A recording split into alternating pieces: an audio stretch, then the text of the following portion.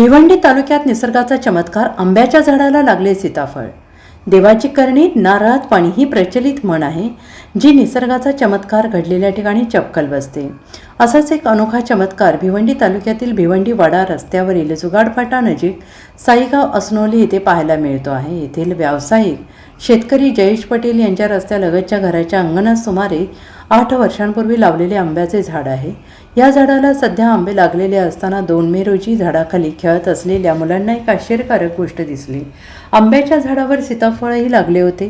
मुलांनी ही बाब आपल्या वडील आणि आजीला सांगितली. त्यानंतर कुटुंबियांनी पाहणी केली. याचा व्हिडिओ जितेंद्र भोईर यांनी तयार करून सोशल मीडियावर व्हायरल केला. त्यानंतर या घटनेची चर्चा सर्वदूर पसरली असून पंचक्रोशीतील अनेक ग्रामस्थ हा निसर्गाचा चमत्कार पाहण्यासाठी येथे भेट देत आहेत.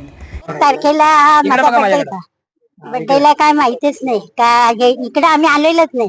2 तारखेला पोरं इकडे खेळायला आली तेव्हा माहिती का, इथे पोरं सांगायला आली का बड्डे तर हे झालं. तर दादी बघितलं नाही का, म्हणलं नाही. तर ते आंब्याच्या झाडाला सीताफळ आलंय. बोललो नाही. तर मला बोलायला मी आली बघायला, तर मला दिसला. मी बोललो काहीतरी सांगते ती. बघितलं हालून तर खरखरा. मग सगळीकडे यायला सांगितलं. आम्हाला संध्याकाळी 3:30 वाजता जवळजवळ माझी लहान मुलं मला सांगायला आली, ते गोट्या खेळत होती आणि ते मला बोलले का पप्पा आपल्या झाडाला काहीतरी म्हणजे असं एक फळ आहे सीताफळ सारखं ते आलेलं आहे, तर तुम्ही या. तर आम्हाला जरा डाऊट वाटला का सीताफळ कसं काय असू शकतं, म्हणून आम्ही ते बघायला आलो. तेव्हा आम्हाला समजलं खरोखरच त्याच्यावर एक सीताफळ लागलेलं आहे. आणि ही गोष्ट व्हायरल जितू पवार यांनी केली, त्याच्याबद्दल त्याचे धन्यवाद. आणि म्हणजे आम्ही असं वाटलं पण नव्हतं, कारण 8-9 वर्ष जुनं झाड आहे. अचानक याला सीताफळ कसं काय लागू शकतं, हा एक दैवी चमत्कारच म्हणायला लागेल. माझं नाव श्वेता आहे. पिनल पटेल. मी खेळता समय मला आंब्याच्या झाडावरती सीताफळ दिसला आहे.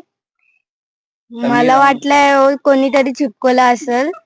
तुम्ही दादीला सांगायला गेली, दादी बोलते खोटा बोलते तू, म्हणून मला दादी बघायला आली तर खरं निघला. तर मी पप्पा सांगितलं, पप्पा पण खोटा बोलायला लागले.